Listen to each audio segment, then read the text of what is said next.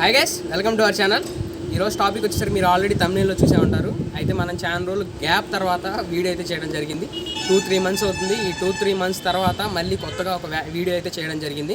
ఆ వీడియో మీరు ఇప్పుడు చూడబోతున్నారు. అయితే ఈ వీడియోలో క్లారిటీగా మనం ఏం మాట్లాడుకుందాం అంటే కంపారిజన్ వీడియో గురించి మాట్లాడుకుందాం.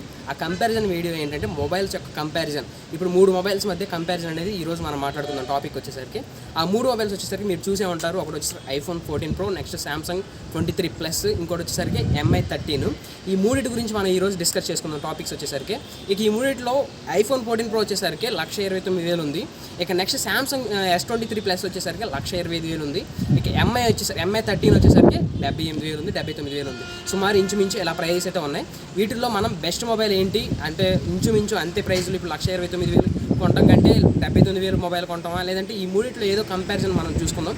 ఇంచుమించు స్పెసిఫికేషన్స్ కూడా ఒకలాగే ఉంటాయి. క్లారిటీ మన మాటలు. కాకపోతే ఐఫోన్ వచ్చేసరికి కొంచెం కొత్త బ్రాండ్, కొంచెం పెద్ద బ్రాండ్ కాబట్టి దాన్ని కొనడానికి లైక్ చేస్తారు. కానీ ఈ వీడియోలో మనం ఏ మొబైల్ కొనాలో, ఏ మొబైల్ బెస్ట్ ఫీచర్స్తో ఉందో మనం క్లారిటీగా మనం మాట్లాడుకుందాం. ఈ వీడియో మీకు అర్థం కావాలంటే కంపల్సరీ కంపారిజన్ వీడియో ఎండ్ వరకు స్కిప్ చేయకుండా, అప్పుడే కంపల్సరీ మీకు అర్థమవుతుంది. కొత్తగా వచ్చినట్టయితే కంపల్సరీగా సబ్స్క్రైబ్ చేసుకోండి. ఈ 3 మొబైల్స్ గురించి మాట్లాడుకుంటే iPhone 14 Pro, Samsung 23 Plus, తర్వాత MI 13 ఈ 3 మొబైల్స్. ఇక ఐఫోన్ వచ్చేసరికి September 16th రిలీజ్ అయింది. ఇక Samsung వచ్చేసరికి అఫీషియల్గా February 17th రిలీజ్ అయింది. MI వచ్చేసరికి December 14th రిలీజ్ అయింది 2022లో.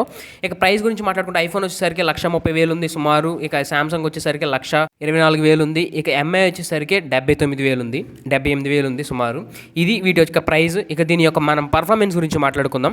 పర్ఫార్మెన్స్ వచ్చేసరికి ఫస్ట్ మనం దీని యొక్క చిప్ సెట్ గురించి మాట్లాడుకుంటే ఇక ఐఫోన్ వచ్చేసరికి A16 బయోనిక్తో వస్తుంది 4 nanometerతో. ఇక దీని సామ్సంగ్ గురించి మాట్లాడుకుంటే క్వాల్కమ్ స్నాప్డ్రాగన్ 8th generation 2తో వస్తుంది 4 nanometerతో. ఇక MI వచ్చేసరికి 8th generation 2తో వస్తుంది 4 nanometer క్వాల్కమ్ స్నాప్డ్రాగన్ 5Gతో వస్తుంది. ఈ 3 5G మొబైల్స్. ఇది వచ్చేసరికి దీని యొక్క స్నాప్డ్రాగన్ ప్రాసెసర్. ఇక నెక్స్ట్ మనం దీని ఆక్టోకోర్ గురించి మాట్లాడుకుంటే ఆక్టోకోర్ వచ్చేసరికి ఐఫోన్ వచ్చేసరికి 3.46 ఆక్టోకోర్. ఇక దీనిలో సామ్సంగ్లో వచ్చేసరికి 3.36, MIలో వచ్చేసరికి 3.2 GHz.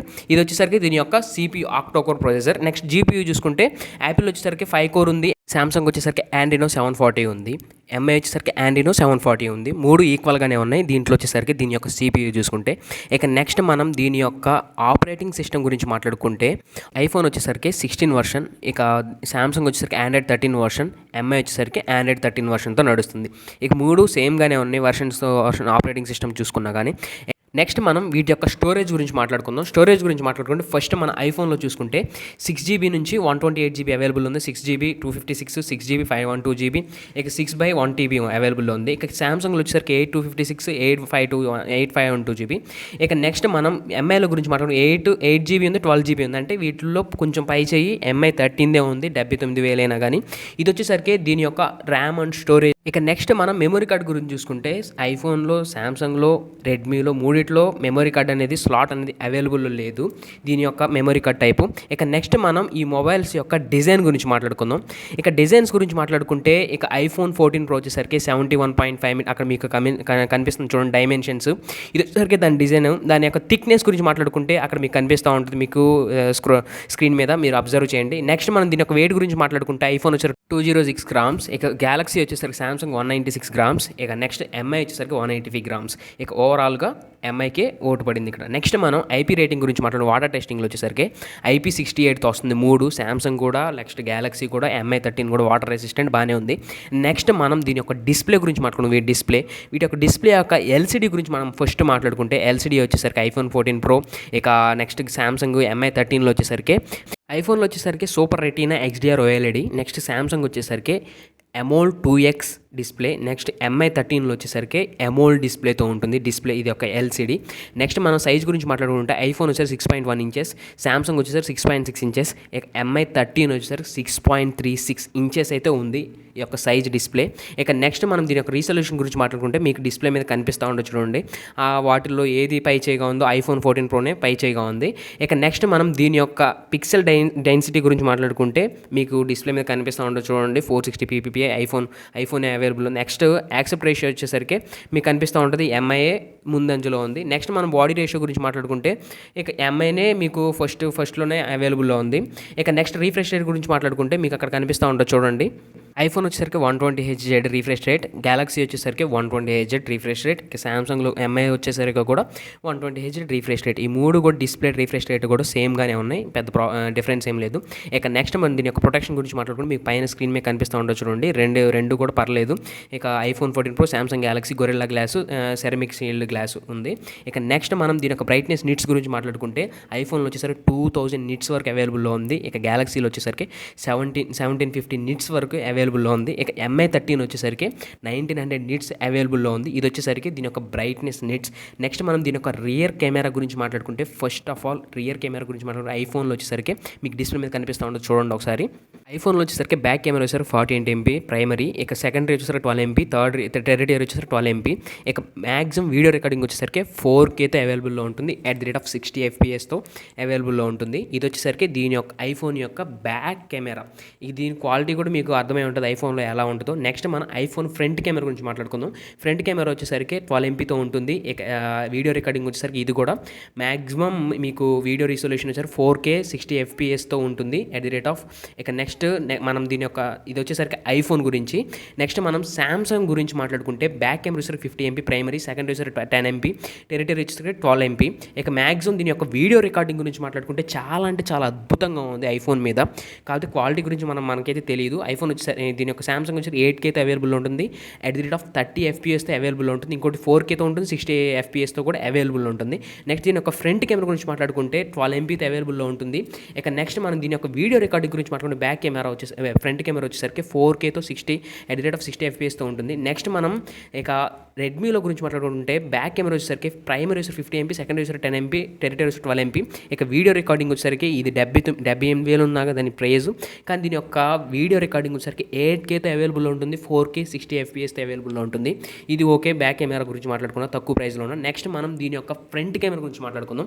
ఫ్రంట్ కెమెరా గురించి మాట్లాడుకుంటే 32 MPతో సెల్ఫీ కెమెరాతో ఉంటుంది. ఇక మ్యాక్సిమం వీడియో రికార్డింగ్ వచ్చేసరికి ఫుల్ HD అంటే మామూలుగా 2K అవైలబుల్లో ఉంటుంది దీంట్లో. ఇంక ఇవి ఈ 3 డీటెయిల్స్ యొక్క కెమెరా డీటెయిల్స్. నెక్స్ట్ మనం వీటిలో ఏది బెస్ట్ తెలుసుకుందాం. కెమెరాలో వచ్చేసరికి బ్యాక్ కెమెరాలో ఐఫోన్ ముందంజలో ఉంది. నెక్స్ట్ బ్యాక్ కెమెరా వీడియోస్లో వచ్చేసరికి ఆ గ్యాలక్సీ MI 13 ఉంది. నెక్స్ట్ మనం ఫ్రంట్ కెమెరా గురించి మాట్లాడుకుంటే మనం సెల్ఫీ కెమెరాలో వచ్చేసరికి ఐఫోన్ ముందంజలో ఉంది. ఇవి వచ్చేసరికి దీని యొక్క కెమెరా డీటెయిల్స్, వీడియో డీటెయిల్స్. ఇక నెక్స్ట్ మనం బ్యాటరీ డీటెయిల్స్ గురించి మాట్లాడుకుంటే బ్యాటరీ వచ్చేసరికి మనం ఐఫోన్లో వచ్చేసరికి 3200, తర్వాత గ్యాలక్సీలో వచ్చేసరికి 4700, ఇక ఎంఐలో వచ్చేసరికి 4500 mAh బ్యాటరీ పవర్తో ఉంటుంది. అంటే ఓవరాల్గా సామ్సంగే పై చేయగా ఉంది. నెక్స్ట్ మనం దీని యొక్క బ్యాటరీ డ్రైన్ పర్సంటేజ్ చూసుకుంటే లైఫ్ చూసుకుంటే ఇక ఐఫోన్లో వచ్చేసరికి 86 hours, ఇక నెక్స్ట్ సామ్సంగ్లో వచ్చేసరికి 111 hours, నెక్స్ట్ మనం MI 13లో వచ్చేసరికి 108 hours. ఇక ఐఫోన్ ఎంఐ సామ్సంగ్లోనే కొంచెం పై చేయగా ఉంది. నెక్స్ట్ మనం ఛార్జింగ్ గురించి మాట్లాడు. వైర్డ్ ఛార్జింగ్లో వచ్చేసరికి ఐఫోన్ వచ్చి 20 watts, ఇక మనం గ్యాలక్సీ వచ్చేసరికి 45 watts, ఎంఐ వచ్చేసరికి 67 watts, ఐఫోన్లో వచ్చేసరికి 50% 30 minutes, ఇక సామ్సంగ్ వచ్చేసరికి 65% 30 minutes, ఇక ఎంఐ వచ్చేసరికి 100% 38 minutes ఎక్కుతుంది. ఇక వైర్లెస్ ఛార్జింగ్ గురించి మాట్లాడుకుంటే ఇది ఎక్స్ట్రా ఫీచర్ మూడిట్లో అవైలబుల్లో ఉంది. ఐఫోన్ వచ్చేసరికి 15 watts, ఇక గ్యాలక్సీ వచ్చేసరికి 15 watts, ఇక ఎంఐ 13 వచ్చేసరికి 50 watts. అంటే దానికి దీనికి ఎంఐ 13 చాలా అంటే చాలా అద్భుతంగా ఉంది, 10 wattsతో వస్తుంది. ఇక నెక్స్ట్ మనం దీని యొక్క స్పెషల్ ఫీచర్స్ గురించి మాట్లాడుకుంటే 3 కూడా నెట్వర్క్ కనెక్టివిటీ అనేది 5Gతో అవైలబుల్లో ఉంటుంది 3 కూడా. నెక్స్ట్ మనం దీని యొక్క ఫింగర్ ప్రింట్ గురించి మాట్లాడుకుంటే ఐఫోన్లో వచ్చేసరికి ఫింగర్ ప్రింట్ లేదు, నీకు సామ్సంగ్లో వచ్చేసరికి అండర్ డిస్ప్లే మీద ఉంటుంది. ఇక ఎంఐలో వచ్చేసరికి కూడా అండర్ డిస్ప్లే మీద ఆప్టికల్లో ఉంటుంది. ఇక నెక్స్ట్ మనం దీని యొక్క ఫేస్ ఐడి గురించి మాట్లాడుకుంటే ఇక ఐఫోన్ అవైలబుల్లో ఉంది, రెండిట్లో అవైలబుల్లో లేదు, సామ్సంగ్లో రెడ్మీలో. ఇక నెక్స్ట్ అదర్ సెన్సార్ గురించి మాట్లాడుకుంటే మీకు డిస్ప్లే మీద కనిపిస్తూ ఉండొచ్చు, 3 ఓకే చాలా అద్భుతంగా ఉన్నాయి. నెక్స్ట్ మనం జాక్ గురించి మాట్లాడుకుంటే మూడిట్లో అవైలబుల్లో లేదు, 3.5 జాక్. నెక్స్ట్ మనం USB జాక్ వచ్చేసరికి సామ్సంగ్లో వచ్చేసరికి ఎక్కువగా ఉంది. ఇక నెక్స్ట్ మనం NFC గురించి మాట్లాడుకుంటే మూడిట్లో అవైలబుల్లో ఉంటుంది, NFC లొకేషన్ వచ్చేసరికి. నెక్స్ట్ మనం దీని యొక్క బ్లూటూత్ గురించి మాట్లాడుకుంటే వర్షన్ 5.3 ఐఫోన్, ఇక 5.3, 5.3 3 కూడా 5.3తో అవైలబుల్, 3 కూడా 5.3 వర్షన్ అవైలబుల్లో ఉంటుంది బ్లూటూత్. గైస్ ఇది కంపారిజన్ వీడియో, మీరు క్లారిటీగా చూసి ఉంటారు ఆ మూడింటికి. అక్కడ నేను టిక్ మార్క్ కూడా ఇచ్చున్నాను ఏది బెస్ట్ అని. అదే ఈరోజు కొత్తగా యానిమేషన్ అనేది నేను క్రియేట్ చేశాను, అది వచ్చేసరికి మీరు చూస్తే నాకు తెలిసి నచ్చి ఉంటుంది అనుకుంటున్నాను. అయితే ఇక ఈ మూడిట్లో బెస్ట్ మొబైల్ ఏంటంటే ఇప్పుడు క్లారిటీ మనం మాట్లాడుకుందాం చివరిలో. ఇక ఈ మూడిట్లో వచ్చేసరికి బెస్ట్ మొబైల్ వచ్చేసరికి మీరు టిక్ మార్క్ చూసే ఉంటారు, ఎక్కువ ఓట్స్ దేనికి పడ్డాయో. మ్యాక్సిమం మీరు 1,29,000, 1,25,000 పెట్టుకునే బదులు ఎంఐ 13 79,000, 78,000 పెట్టి కొనడం బెస్ట్. ఎందుకంటే 8K మనకు మెయిన్ కావాల్సింది బ్యాటరీ వచ్చేసరికి బ్యాటరీ బాగానే ఉంది. ఇంకోటి ఛార్జింగ్ స్పీడ్ ఎక్కాలని చాలామంది చూస్తారు, ఛార్జింగ్ స్పీడ్ బాగానే ఎక్కుతుంది. వైర్లెస్ ఛార్జర్ కూడా 50 watts, వైర్లెస్ ఛార్జర్ 50 వాట్స్ ఇచ్చాడు కాబట్టి మీరు దాన్ని కంపేర్ చేసుకోవచ్చు. నెక్స్ట్ కెమెరా కూడా బాగానే ఉంది 50 MP, మూడింటికి 50 MP, పెద్ద డిఫరెన్స్ ఏం లేదు. ఇక బ్యాక్ కెమెరా వీడియో రికార్డింగ్ వచ్చేసరికి 8K అయితే అవైలబుల్ ఉంది. కాబట్టి మనకు కావాల్సిందే కెమెరా ఒకటి, బ్యాటరీ ఒకటి, ఛార్జింగ్ ఫుల్ ఎక్కడం.